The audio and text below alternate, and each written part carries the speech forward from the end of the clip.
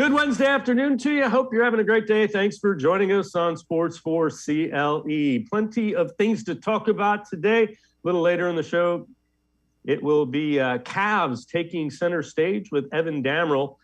We begin, though, by talking Browns. Senior Bowl week continues out in Mobile, Alabama. Browns doing their due diligence on the rookie quarterback, so they are talking to him, including Kenny Pickett, generally described as the top quarterback in this class from the University of Pittsburgh. And the Browns have talked to him already. Yeah, they were one of the first teams I talked to, I think, when I got here. Everyone kind of has their time slots and we move around. So, but yeah, I enjoy, like I said, I've enjoyed really every interview. Everyone goes about it differently, asking kind of the same questions in different ways. But, you know, we're asking you to talk about your system and kind of detail that out. So I've really enjoyed it so far. And that courtesy Mary Kay Cabot, who is in Mobile at the Senior Bowl. Let's welcome in Hayden Grove from the Plain Dealer, as well as cleveland.com. Hayden, you expect the Browns to do their due diligence. They have to turn over every stone to see who's going to be their quarterback. Having said that, I'd be real surprised if it's a rookie. Yeah, I think that the Browns obviously want to look into every position. I'm sure they've talked to many other players at Senior Bowl in Mobile, and I don't think quarterback's any different. I mean, these are two of the best players probably at the Senior Bowl. The top two quarterbacks, Kenny Pickett being one of them, and I really believe that the Browns are going to try to do their due diligence with every position. So I don't think that the starting quarterback for Cleveland Browns in 2022 is going to be a rookie. I'm still under the impression it's going to be Baker Mayfield, but they do have an option to draft a quarterback and put him behind Baker and maybe start to develop him in case Baker, isn't the guy that they think he or thought he would be. All right, and another of those rookie quarterbacks that you mentioned, highly thought of in this group. Again, none of them are top 10 ranked in most people's prospects. But the other guy is Malik Willis, and we see this video from the Senior Bowl, the workouts. Malik Willis, and he hits Calvin Austin. Austin, 5'7", from Memphis, was a guy who is getting plenty of separation in the one-on-one drills. And there you see the separation, something that Browns wide receivers were not getting a bunch of. So, again, 5'7", that's a little iffy. But Austin, a guy the Browns might look at, later in the draft, mid to late rounds, is a guy that has been getting separation. That's been a struggle for the Browns. He is fast. He is a guy that excels in the open field, get the ball in his hands, and usually good things happen. 5'7" is a concern, obviously.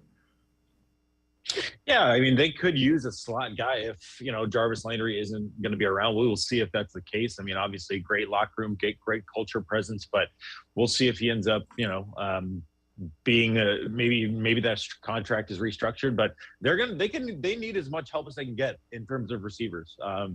I think that, yes, Donovan Peoples-Jones could be a good receiver for them, but Anthony Schwartz hasn't done anything for me.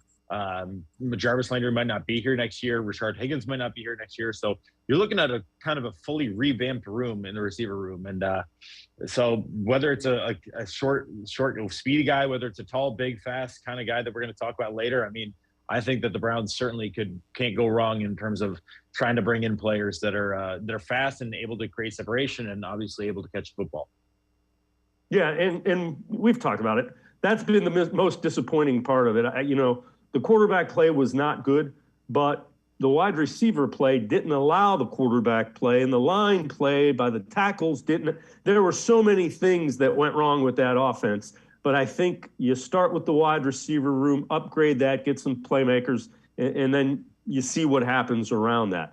All right, let's go back to Senior Bowl. Guy that is opening some eyes, and a name to listen out for, Jermaine Johnson. He is a defensive lineman from Florida State. Number of guys say, without question, he has been the best guy there. Take a look at this, going one-on-one with Darian Kennard from Kentucky, also St. Ignatius graduates. Kennard and Johnson going best on best to end yesterday's practices. Both of them had a couple of good moments there, but it kind of interesting to see. I remember stepping next to Darian Kennard when he was a senior at St. Ignatius and going, that is one big dude, and it's fun to see him at the Senior Bowl trying to impress the NFL scouts now here as a Kentucky Wildcat grad. But Kennard from St. Ignatius trying to hold his own. Again, another guy to keep your ear out for because he will be graded out as one of the better tackles in this draft. Not a first rounder, but mid-round type draft guy. Yeah, I mean, I think the Browns certainly, if they're not going to go, if they go with wide receiver early, which I think that they could, I also think that they could go with defensive tackle early. I mean, that's going to be a position where the unfortunate situation with Malik McDowell has not been worked out yet. Malik Jackson's a free agent. I doubt that he'll be back. Jordan Elliott hasn't done a ton for the Browns yet. And Tommy Togiai was a rookie last year. So they don't have a ton of depth at the defensive tackle position. If you include Tack McKinley in that, he's a free agent and he's coming off that Achilles injury. So they certainly need some help with the defensive tackle position. And whether it's Johnson or somebody else, I mean, they're going to, I doubt that they're going to go into this draft or leave this draft without grabbing at least one defensive tackle. Yeah, and I think it'll be reasonably high as well because they're looking for impact guys. All right, so Brian Flores, former head coach, Miami Dolphins, is suing the NFL, trying to get it as a class action suit against not only the NFL, but a couple of teams, including his former employers, the Miami Dolphins. Now, he says that the Dolphins paid him, that the owner, Stephen Ross, paid him to tank $100,000 per game. Okay. Now, today it comes out that Hugh Jackson said that Jimmy Haslam also was interested in having the Browns tank. And this is going on through Twitter. And so here you see it. Hugh Jackson, Jimmy Haslam was happy when we kept losing. And then it goes further into it where there are a number of people that are also kind of responding to it. Trust me, it was a good number. And again, you know, Hayden, the question I have is, if this is in fact true, who knows if it is, why is it that, you know, Hugh Jackson waited for Brian Flores to make the statement about the Dolphins first? It's just curious timing. Now, the Browns did come out and issue a statement. And the Browns have said that they deny any of that. It has no basis in foundation. Dan Lobby tweeted it. So recent comments by Hugh Jackson, his representatives relating to his tenure as our head coach, completely fabricated any accusation that any member of our organization was incentivized to deliberately lose games is categorically false. All right, having said all that, it's also illegal. There's something called the Sports Bribery Act, which is if you incentivize somebody to lose. So if you make the offer, it is a crime. If you make the offer to pay somebody to lose any type of professional sporting event, it's crime. If they receive the money, it's crime to offer it, it's crime to take the money. So there's a number of things to unpack here, but again, the question I have is, if that's the case, why did we wait so long? Why did Hugh Jackson wait for somebody else to come forward? It's funny that you mentioned the crime because it seems, here's the thing with Hugh Jackson, that I think the Browns were fully in tank mode, whether they were acknowledging it or not. I mean, yeah, they wanted to lose games. They wanted to get better draft picks. That was their whole MO. It's going to restock their draft picks so that they could, get these guys and kind of bring this thing from the ground up. And Sashi Brown tore it down, and Hugh Jackson was, I don't believe he was the scapegoat because I think he could have been better than 1-31, but he certainly, was part of the, was part of that legacy of 1-31. So I think when you think about Hugh Jackson, the thing is that, if it makes him look worse, because if he's trying to insinuate that he wasn't trying to lose games, right? If he didn't take the bribe or whatever they were offering him, then he went 1-31 without trying to lose. That looks bad on him. And then, him insinuating that the Haslams, I mean, there could have been a case where the Haslams, definitely wanted them to lose. But, those are major accusations to say that, hey, that Jimmy Haslam and Dee Haslam offered to pay me money to lose games. I mean, those are, as you said, those are legal accusations that those could, potentially be damaging to their, their ability to own the Browns football team. So it is kind of curious timing. I'm not saying, I don't know. I don't know the story. I don't know what, what's true and what's not. I just think that, Hugh Jackson doesn't have much credibility here, given that, if he didn't take it, that if he did get bribed and he didn't take it, they still won 131 and, and things were still a mess under him. So either way, it's just a bad look for Hugh, and continues to be, as he's said a lot since he left Cleveland. I was just going to get to that. Is it just me, or does it seem like every time we try to move past Hugh Jackson and 1-31, he says something about his time here in Cleveland to come back into the Browns, fans and the Browns realm of being, and it's just like, Hugh, all right, you're where you're at. Stay there, be present there. Leave the time with the Browns alone. Yeah, it's never going away, I don't think. I mean, I think that, it was his last, he was the hottest coach that year, and, to come coach a team, and it did not work out well at all. And for that reason, he's probably going to always regret it, that it kind of was his last chance in the NFL. And I don't think he's going to get another one anytime soon. So I think he'll always go back to that, because it stinks for him. I mean, he was an NFL coach. He was a pretty successful one with the Raiders. I mean, they had a decent year, was fired there, I think maybe unfairly, and then got to Cleveland and should have been fired sooner, because that was a disaster. So it stinks, but yeah, it's just like every time you try to move past it, every time things move forward, like he's always there to remind you of something. Hayden Grove from the Plain Dealer, cleveland.com, and I are going to step aside, take a quick time out. On the other side of the break, we head to the voicemail of Truth and Reason. This one about Baker Mayfield.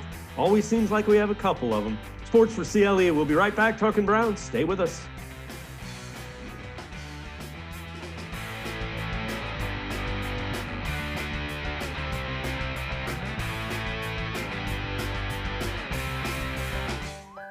Life is getting back on track, and you can too. If you or your family have experienced financial hardship as a result of COVID-19, Tri-C can help with tuition assistance. Safely get the in-demand degree or training you need with online and on-campus classes. Go to tri-c.edu to check out our programs and resources. So, what are you waiting for? Register now for spring classes. Tri-C is where futures begin. When it comes to selling you a mattress, most retailers are handing you a long line of extra steps that drive up costs and create confusion. At the Original Mattress Factory, we simplify the mattress shopping experience by building mattresses and box springs in our own local factories and selling them direct to you. It's short, sweet, and simply makes sense. So experience more than just a mattress store. Experience an original, the Original Mattress Factory. The Ohio Lottery Partners in Education program recognizes role model students and teachers from across Ohio. Nominations can now be done completely online. To nominate a deserving teacher or student, go to ohiolottery.com. In the About section, find Partners in Education. There you will find links to the nomination forms. Students kindergarten through 12th grade can be academic all-stars. Teachers can be honored as a Teacher of the Month. The Ohio Lottery Partners in Education, where stars shine.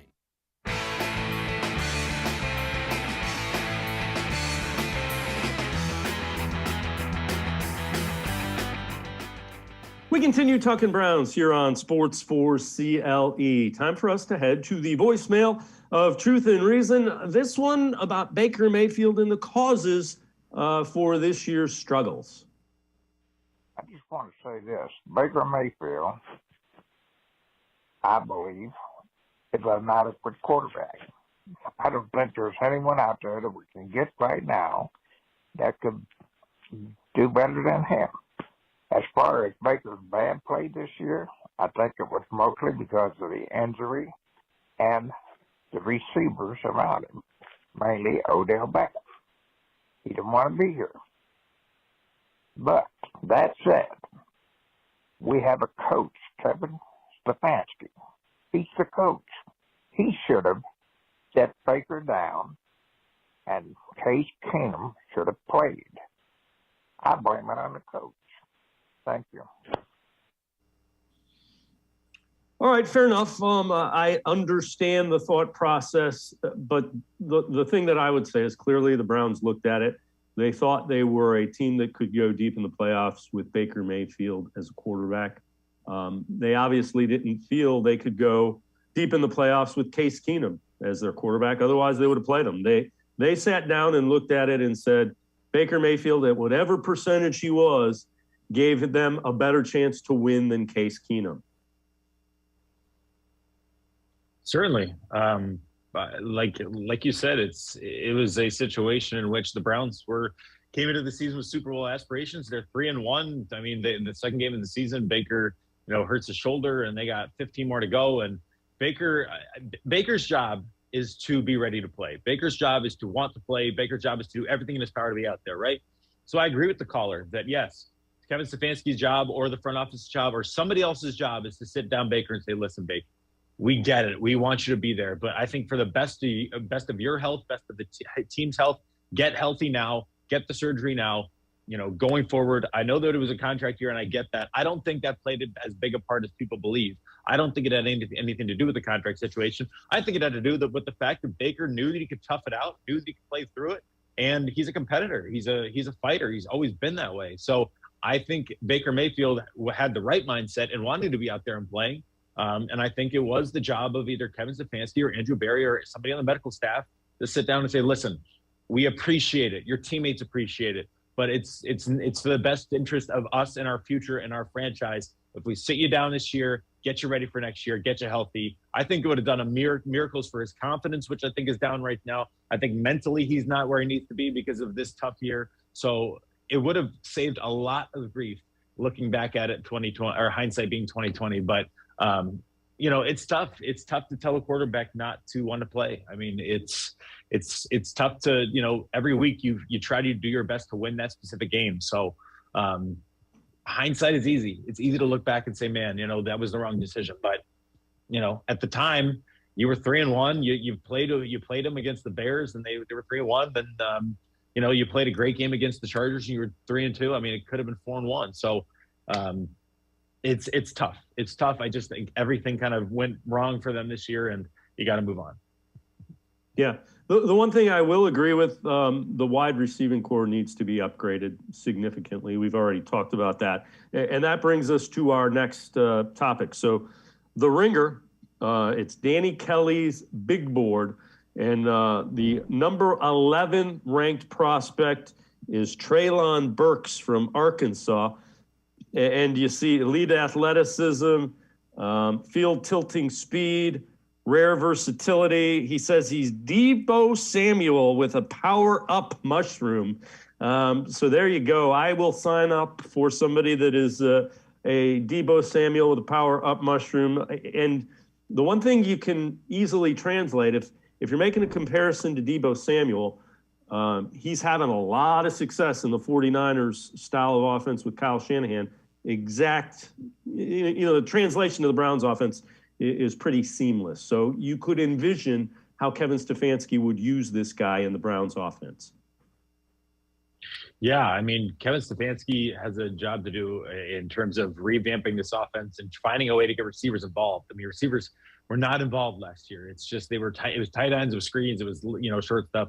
So Kevin Stefanski's got to go in and operate and do a little surgery on his offense, get it back to where it needs to be because last year it was broken. It was definitely broken. So this year he's got to fix it. And I think adding a guy like Treylon Burks, a huge target would be nice. I mean, we talk about we talk a lot about Garrett Wilson, and obviously we're here in Ohio, but we can't be biased. We can't be biased with just looking at great Garrett Wilson because we watch him play every Saturday and saying, man, that's the guy for the Browns. Maybe maybe he is a guy the Browns could use, and maybe he'll be there. But you would love to have a 6'4", 6'3" target, 225, like he's like a DK Metcalf kind of player in Treylon Burks. So I want to see, the Browns have scouts for a reason. They send guys all over the country. That's their job to be able to scout these guys and know what they're about and make sure to make the right choice when they pick a receiver. I'd be okay with pretty much anyone up there. You got some really, really good targets, and I can't wait to see which one is wearing brown and orange.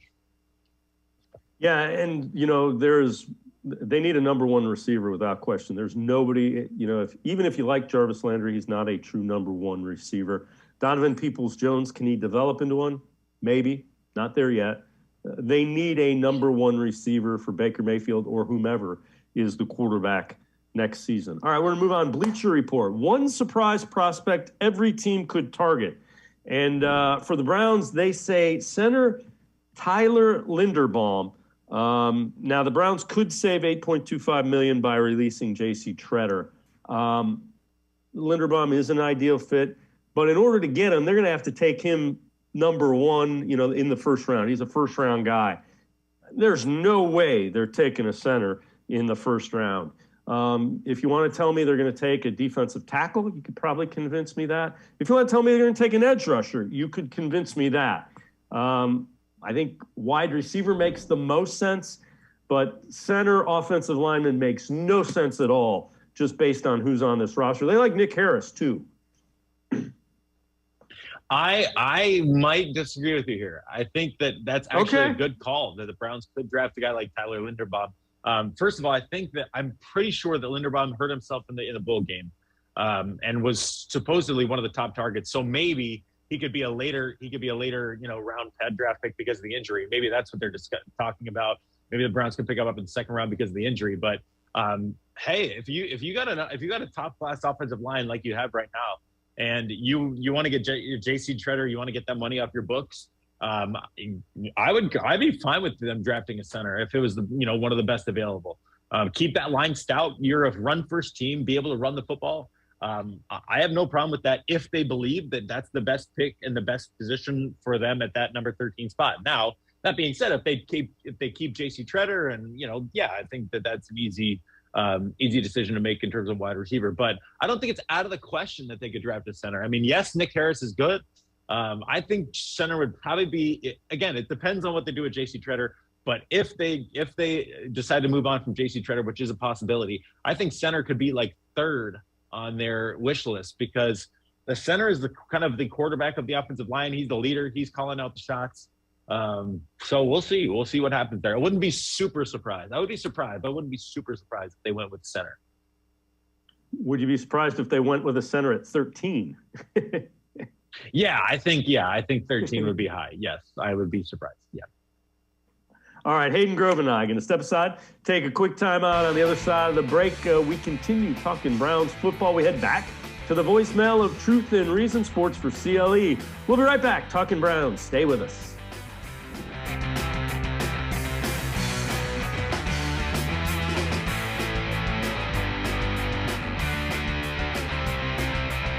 Life is getting back on track, and so is the job market. Be ready with the training you'll need to get a great job. If you or your family has experienced financial hardship as a result of COVID-19, Tri-C can help with tuition assistance. Whether you want to improve your skills, get certified, or train for a new career, go to tri-c.edu to check out our programs and resources. Register now for online and on-campus classes. Tri-C is where futures begin. When it comes to selling you a mattress, most retailers are handing you a long line of extra steps that drive up costs and create confusion. At the Original Mattress Factory, we simplify the mattress shopping experience by building mattresses and box springs in our own local factories and selling them direct to you. It's short, sweet, and simply makes sense. So experience more than just a mattress store. Experience an original, the Original Mattress Factory. The Ohio Lottery Partners in Education program recognizes role model students and teachers from across Ohio. Nominations can now be done completely online. To nominate a deserving teacher or student, go to OhioLottery.com. In the About section, find Partners in Education. There you will find links to the nomination forms. Students kindergarten through 12th grade can be academic all-stars. Teachers can be honored as a Teacher of the Month. The Ohio Lottery Partners in Education, where stars shine.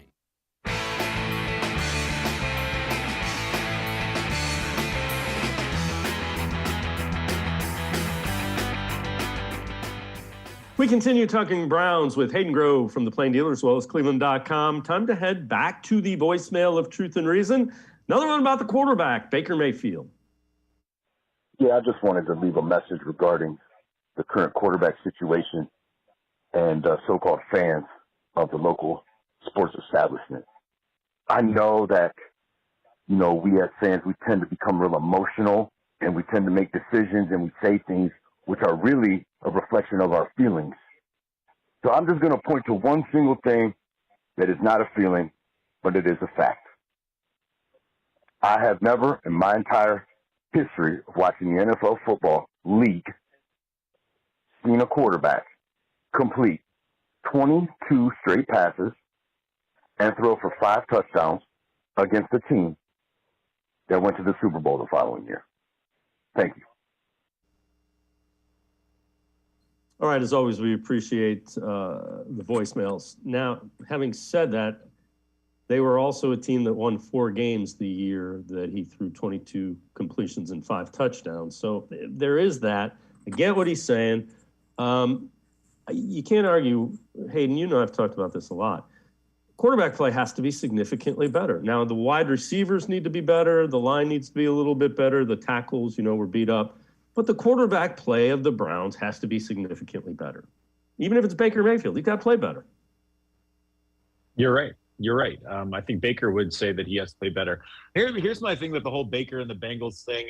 Yes, I know that it shouldn't matter that Baker's never lost to the Bengals. He's never lost to Joe Burrow. I get that. I don't care about that. I mean, I think it's insignificant in this argument. But what I don't believe should be happening is, look at Joe Burrow. The Browns, the Bengals have Joe Burrow, so time to get rid of Baker Mayfield. We got to No, I don't think the two are interlocked in each other. Yes, of course, the Browns want to have a quarterback that can lead them to a Super Bowl. I am still of the belief that Baker Mayfield can do that, given their running game, given their strength as a defense, given their coaching staff. I think they have the ability to do that when Baker's healthy, when he's in the right mindset, all that good stuff. So when it comes to the Bengals and the Browns, I'm not worried about Joe Burrow. I'm not. I think that Joe Burrow, what he's doing is great, and what he's done for this Bengals franchise is great. Do I think he's going to be the next Big Ben? I don't. I don't think he's going to be a guy that just tortures the Browns for the next 15 years. Because, not that he's not that good and not that he's not that capable. The Browns have proven they can beat him. He's a beatable quarterback. There was something about Big Ben when he walked into your building, even this last year when you faced him. It's like he just had this, quality about him that, oh no, we got to face the Big Ben again. And he I don't see that with Joe Burrow. So Joe Burrow can win Super Bowls, no doubt. And he's a great quarterback. Could be a Hall of Famer one day if he keeps it up. But I'm not necessarily looking at the Browns and panicking because of Joe Burrow. I'm not. I can't. I can't sit there and panic because of the quarterback that Joe Burrow is. Yeah, the one thing I would say, look at those wide receivers that Joe Burrow has. That helps a lot. Jamar Chase, T. Higgins, Tyler Boyd, C.J. Uzomah. Those are some pretty nice guys to have to throw to. The Browns need to go get a couple guys like that to make whomever their quarterback, make his life a little bit easier. All right, let's take a look at some of the free agent quarterbacks. When you look at this, these are the guys that you could bring in as a free agent. Doesn't cost you anything. None of them really jump out. You look at it, it's Jameis Winston. Next to it is the age. So Jameis 28, Jacoby Brissett 29, Teddy Bridgewater 29, Marcus Mariota 28, Joe Flacco 37, and Mitchell Trubisky is 27. Baker is 26. He'll turn 27 in April. So similar ages. I'm looking at that list and nobody's really jumping out. Nobody's like, man, let's bring him in. Your thoughts on just those are kind of the cream of the crop when you look at it, Hayden. What do you like any of them? I mean, Jameis is really interesting. I love Jameis Winston. I think that, he was the number 1 pick for a reason. Yes, he throws a bunch of touchdowns. Yes, he throws a bunch of picks. I think that he's fascinating. Once he got his eye surgery, he looked to be a lot better as a quarterback with the Saints. I don't know if he'll be back there. I don't know what the situation is. Obviously, he's got the ACL going on. So I would be interested in that. The others, not so much. I mean, it is what it is. I think that, as a backup, somebody to push Baker, maybe, but I don't know. I don't know if Jameis would be a guy that you bring into that situation. I have no idea. It'd be interesting. All right. Yesterday we had a voicemail of Truth and Reason who said that they wanted the Browns to bring in Sam Darnold. We do have a viewer who responded to us via Twitter, and here is his response. Didn't like Darnold coming out of college. In fact, there is no one, capital no one, that is out there, free agent quarterback to replace Mayfield with. Now we need a better option at backup QB. I agree pretty much with what First Anubis is saying as far as that goes. Winston, I'm kind of with you. I'm intrigued by him, but you know, I don't know that it's necessarily an upgrade. I think there's some of the same issues with Baker. None of the free agent quarterbacks are making me say, boy, Andrew Berry's got to go out and get him. No, especially Sam Darnold. I mean, Sam Darnold, no. I agree with that tweeter that, out of college was not impressed. It was not impressed with him, Josh Rosen. Lamar intrigued me, but not as much. And Josh Allen was, a guy that I loved. So him and Baker were at the top of my list. But yeah, I mean, I think everybody's right that it's hard. There's a reason they're free agents. If they were that good, they wouldn't be on the open market. I mean, you'd have an extension for them. So I think one of those guys could potentially be a good option to push Baker Mayfield or to kind of, be a backup in case there is another injury. But I agree that there's no free agent quarterback that I'm bringing in and I'm like, yes, that's going to be our guy. That's the guy going forward. There's a reason that they weren't extended. There's a reason that they all have kind of had, some of them not so bad careers at all, but, but they've never truly been, on the elite level to where they're getting big time extensions. So I still think there's a chance that Baker can earn that extension if he has a great season this season. And, we'll see how it goes from there. All right. So we've got another voicemail of Truth and Reason. One of our viewers kind of went through, researched 2021 touchdowns scored for some of the top teams in the Browns. Hi, it's Steve Lannon. Called before, and you've talked several times about what's the biggest problem, Baker's passing or the play calling. I looked at some statistics. This is a regular season. Teams' touchdowns, how many were from passing and how many were from running. I just thought it'd be interesting. The Rams, 41 passing, 10 running. The Chiefs, 37 passing, 16 running. The Bengals, 36 passing, 16 running. And the Browns, 21 passing, 20 running. Just thought it was an interesting thing to look at. Thanks. All right. And again, we appreciate all of our voicemails. What I would say to that is you have to look at the receiving course. You have Cooper Kupp, Tyler Higbee, Odell, or Robert Woods. When you talk about the Chiefs, Tyreek Hill, Travis Kelce. When you talk about the Bengals, I've already talked about that. You have Chase, you have Higgins, you have Boyd, you have Uzama. And then you look at the Browns. You've got Landry, Donovan Peoples-Jones, Higgins, Schwartz. It's not all on Baker, the passing touchdowns. There's guys that catch them and get open. And right now, the Browns don't have enough guys that get open. Yeah, I think that's true. But I think we also forget, and this is such a okay, here's the whole thing. The NFL is a passing league, right? They throw the football a ton. The best teams throw the football and throw it well. The Browns are a run-first team and a pass-first league. So that's why their stats are going to look a little different. The Browns run the football. They score touchdowns via the run. They have two of the best running backs in the game. That's fine. If you want to talk about the lack of touchdown production from the quarterback position, then I think we have to talk a little bit about the offense. Why is it a run-first offense? Why are the Browns going this way? Obviously, it's because they have a great offensive line, and obviously it's because they have great running backs. But can you win with it? I think the Titans have shown you can. I think when you look at Derrick Henry and what he's done there, I think Ryan Tannehill, what he's done there. But even Ryan Tannehill has A.J. Brown, who is, one of the best receivers in the NFL. So you're right. The Browns need a playmaker on the outside. We see it, like we talk about even Travis Kelce. Austin Hooper has been a disappointment, doesn't show much athleticism to drop some key passes. David Njoku has shown a lot of improvement. I think he should probably be a guy the Browns re-sign. But even he has problems catching the football. So they got to get a reliable guy who can catch the football, who can make plays. I mean, that's the problem. The Browns don't have, I think Donovan Peoples-Jones is a guy that can catch the football and can do so in traffic, but you don't see him, making plays, getting that extra 10, 15 yards. That's what Odell could do. That's what a guy like Odell did. And that's why it's so upsetting that it didn't work out for the Browns, because he brought everything that they needed, and he just didn't want to be there. He had no desire to be in Cleveland. So you move forward, and you're right. They gotta find somebody to ignite this passing game, and I think it has to come from all three levels. Stefanski's got to change, Baker's got to get better, and they got to improve that receiving core. Agree with you wholeheartedly with what you say there. Hayden Grove and I are going to step aside, take one more time on the other side of the break. We head back to the voicemail of Truth and Reason. Plus, Joe Burrow from back in his high school days. Joe Burrow, this week's shining star. Sports4CLE will continue. We're talking Browns and NFL football. Stay with us.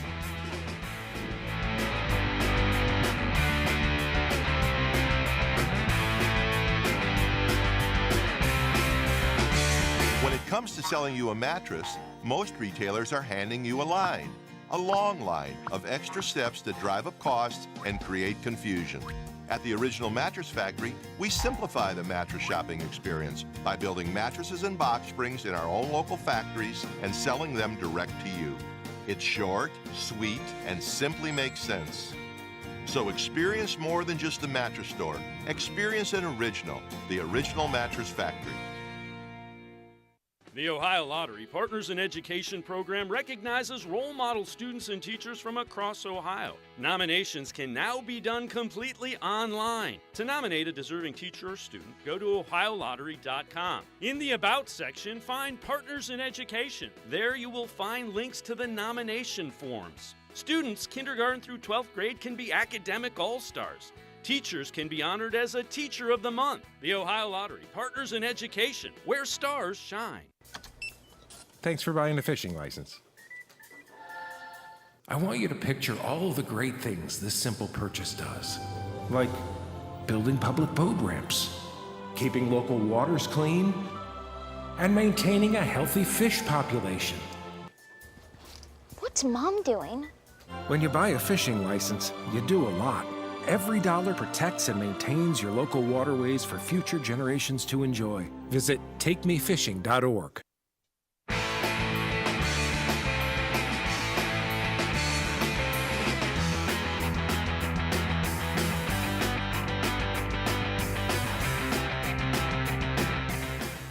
We continue talking Browns with Hayden Grove from cleveland.com, as well as the Plain Dealer.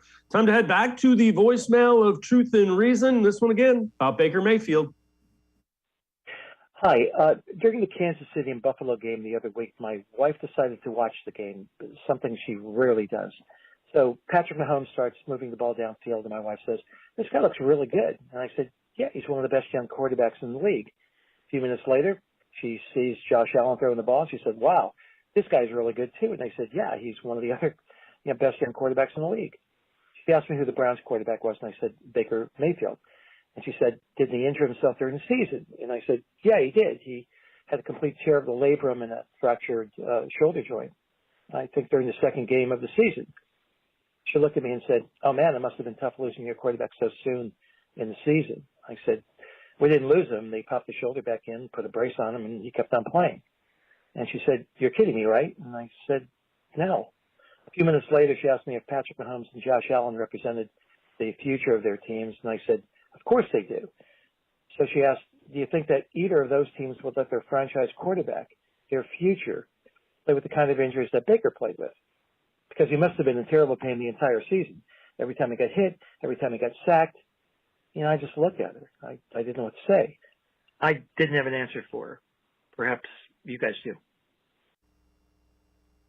Well, Hayden, that's an interesting question. Would the Bills ask Josh Allen to play with the type of injuries that Baker had, and would the Chiefs ask Patrick Mahomes to? It's an interesting question. Yeah, I love that voicemail. That's great. I mean, just an outsider's perspective, and I kind of agree. It's difficult, but the difference is that I believe that Patrick Mahomes signed a massive extension and Josh Allen signed a massive extension at the end of last offseason, so they were paid. I think when you don't know for sure that Baker Mayfield's the future, they admitted that by not signing him to an extension. They said, "We don't know for sure," whether they meant to or not. They said, "We don't know for sure." So I think that answers the question, is that I don't think the Bills or the Chiefs would do that because they knew that's their future. I don't know if the Browns know that Baker Mayfield's their future, and they could have put their chips in that basket after the playoff win and said, yes, Baker, you're our guy. And I think that changes everything. I think that Baker Mayfield doesn't play the rest of the season. I think Baker Mayfield, gets that surgery and gets healed up. But so maybe it could be a blessing that, the Browns decided that they didn't think Baker was the future and he goes out and has another bad year next year and then you move on from him. Or it could be a curse to where if you didn't pay Baker Mayfield, then then now you have to wait another year for him to kind of go through all of that. And maybe mentally he's not where he was and he's still kind of in limbo. He has a good, decent year next year. So I think, it looks smart, but it could also look dumb at the same time. It's about the future and what happens with Baker. I think that Baker Mayfield can still earn that contract extension this year. And then bygones are bygones. But as of right now, the Browns are saying that essentially Baker Mayfield, we don't know if he's our future or not. Fair enough. Hayden Grove from the Plain Dealer, as well as cleveland.com. Hayden, as always, man, appreciate the time and the insight. Thanks very much. Thank you, Dave. Have a great night. All right. Hayden Grove, make sure you read him, page of the Plain Dealer, as well as cleveland.com. Each week, the Ohio Lottery Partners in Education program recognizes role model students from all across the state of Ohio. This week, something a little special. Joe Burrow is definitely a shining star. Before he was the guy that led the Bengals to the Super Bowl, before he was the #1 overall pick, before he was a national champion at LSU and the Heisman Trophy winner, he was Joe Burrow from Athens High School, who ended up being Mr. Football. This week, Joe Burrow, our Ohio Lottery Partners in Education shining star from back in his high school days at Athens High.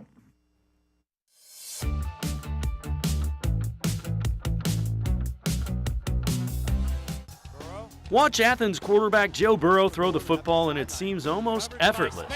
Put him in the Bulldogs spread offense and watch scoreboards across the state blow up. I have great chemistry with my wide receivers. I've grown up throwing to them since 3rd grade. We've all been together for 10 years, and we have great chemistry together. He does so many special things, and he's got so many great teammates that can really work his talent well, and he certainly orchestrates all of it. Burrow and the Bulldogs are hitting all the right notes. He's thrown for over 4,000 yards, 57 touchdowns, and just 1 interception in his senior year.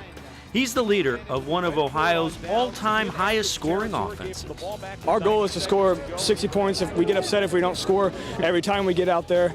So we were kind of upset with tonight in the first half, but the second half we turned it on. Because he throws the ball so well, some overlook the other parts of Burrow's game.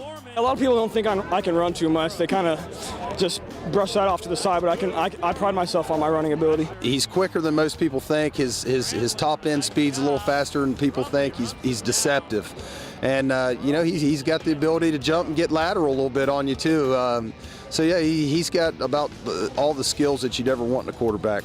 All the skills of a quarterback, the arm, the legs, the understanding of the offense, are off the charts for Joe Burrow. But that's not what makes him the elite quarterback he is. The overall thing that sticks out in your mind when you've been around Joe Burrow for any amount of time at all is that he's just such a fierce competitor. He strives to win. He elevates people around him, and he just works so hard. And it couldn't happen to a better kid. He's humble in his success. Burrow comes from a football family. His father was a star linebacker at Nebraska. Joe has committed to play for the Ohio State Buckeyes next season. It really wasn't a dream. I wanted to be a Nebraska Cornhusker, but they never called, and I'm extremely happy with the way things turned out. In talking to recruiters, which we had an awful lot of over the past year, the biggest thing that I told them is he is a guy you don't want on the other sideline, and to me that's a huge compliment to make on a kid, but he's such a unique kid. He really is. He's his own guy. He's comfortable in his own shoes. As far as success on the next level, Coach Adams, who has known Burrow since his middle school days, sums it up best. There's no way in this world that I'd ever bet against Joe Burrow because he's a kid that always finds a way to get it done. If you know a student who deserves recognition, we want to hear about them, and you can nominate them completely online. Go to OhioLottery.com. Find the About section. Click on Partners in Education. There you will see links to nomination forms. Nominate that student as an academic all-star, and they could end up being featured as our next shining star. And again, Joe Burrow hasn't changed much since his high school days, according to his high school football coach. Has done some great things, not only in Cincinnati, but back in Athens, where he's from. We're going to take a time out and switch our attention to the Cavs. Evan Damrell from the Locked On Cavs podcast will join us talking Cavs here on Sports4CLE. Stay with us.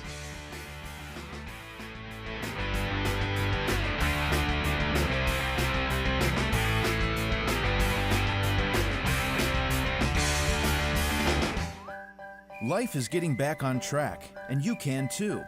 If you or your family have experienced financial hardship as a result of COVID-19, Tri-C can help with tuition assistance. Safely get the in-demand degree or training you need with online and on-campus classes. Go to tri-c.edu to check out our programs and resources. So, what are you waiting for? Register now for spring classes. Tri-C is where futures begin. The Ohio Lottery Partners in Education program recognizes role model students and teachers from across Ohio. Nominations can now be done completely online. To nominate a deserving teacher or student, go to OhioLottery.com. In the About section, find Partners in Education. There you will find links to the nomination forms. Students, kindergarten through 12th grade, can be academic all-stars. Teachers can be honored as a Teacher of the Month. The Ohio Lottery Partners in Education, where stars shine. I am powerful beyond my wildest imagination. I will define my future. I will keep challenging myself to improve. Because I am a future leader of this great nation. I will be responsible for raising a beautiful family. And educating not only my generation, but many more to come. I will make a difference in my community. And I will stand up for what I believe in. I will not settle for simply chasing my dreams. I will achieve them. Because I was given a chance. An opportunity. A home. At Family, Career, and Community Leaders of America. The ultimate leadership experience. FCCLA has been one of the greatest experiences of my life. It's made me who I am today. Join us. We'll build a new future together.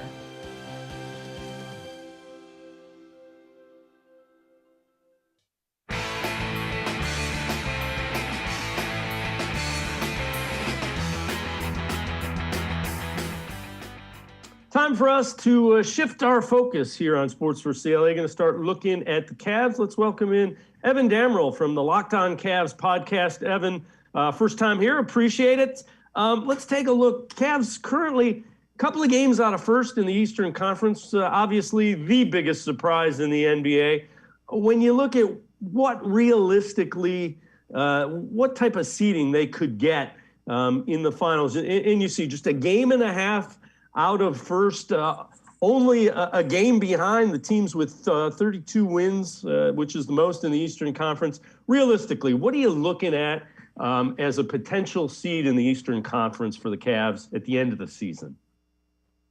It all really depends at the end of the day what you get after the trade deadline, because I think Philadelphia is going to try and make some moves to maybe consolidate what they have. You have to see what Milwaukee's trying to do, because they're the defending champs, and I think they're a little disappointed that they're even behind Cleveland right now, because like you said, they're a surprise. But if you're a team like Milwaukee and you're trying to figure out just how to get back into the race, and because it's right now it's between Chicago and Brooklyn, I'd say, to win the Eastern Conference title. I think Cleveland could have a shot if things fall their way, but I think just Brooklyn is such a tough outing in a 7-game series. I don't know how you out-talent that group. But at the same time, the Cavs, if they make a move as well, they could be in the thick of things too. If you held a gun to my head and asked me right now where I think Cleveland would end up, I'd maybe say 3-4 in that range. I don't want to be too ambitious. I don't want to sell them too short though either. So if they keep things up, I think they're on pace to win 50-something games this year, which again is completely unexpected this season. So just enjoying whatever you get from it at this point is a positive, and I think they'll host at least a first-round playoff series. All right, when you look at it, what are some of the things they need to do to continue their success and continue to be one of the top teams in the Eastern Conference? What do you think they need to continue doing?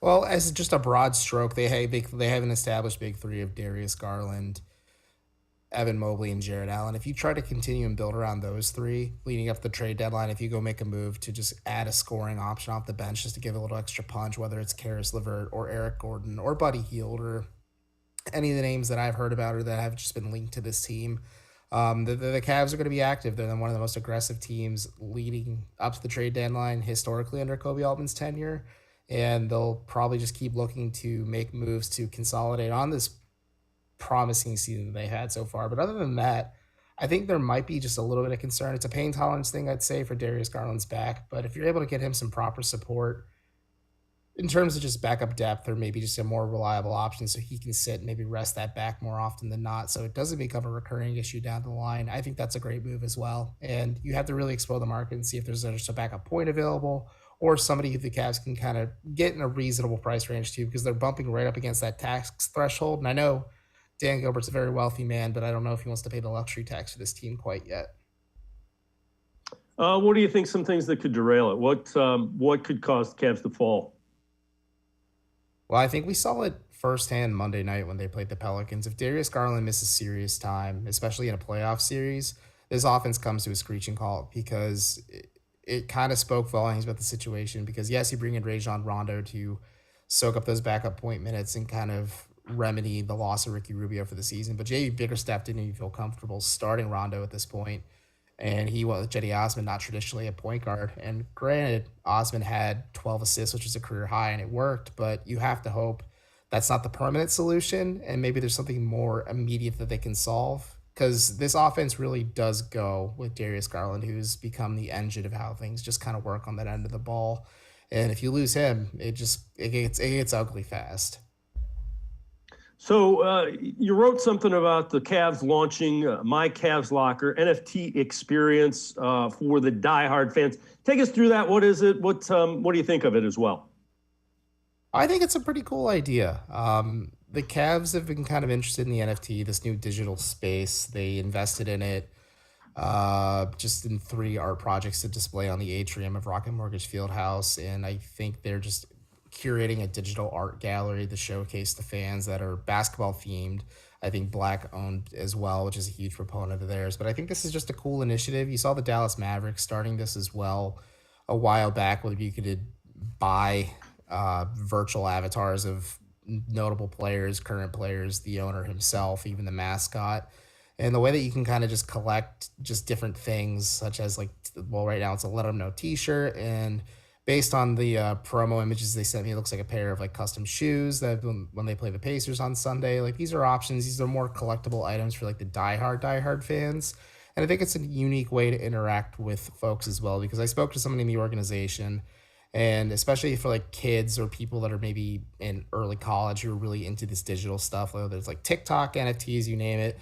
They need to capitalize on that market and keep those fans engaged and interested, not just because they're there for a basketball game, but in other mediums as well. So it's a cool initiative.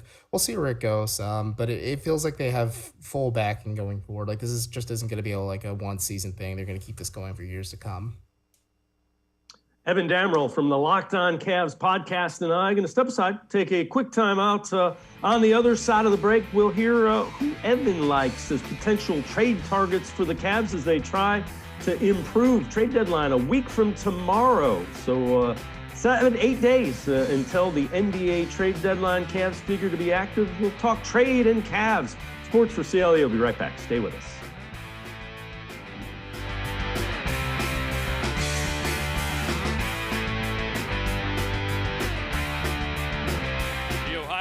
Partners in Education program recognizes role model students and teachers from across Ohio. Nominations can now be done completely online. To nominate a deserving teacher or student, go to OhioLottery.com. In the About section, find Partners in Education. There you will find links to the nomination forms. Students, kindergarten through 12th grade, can be academic all-stars. Teachers can be honored as a Teacher of the Month. The Ohio Lottery, Partners in Education, where stars shine.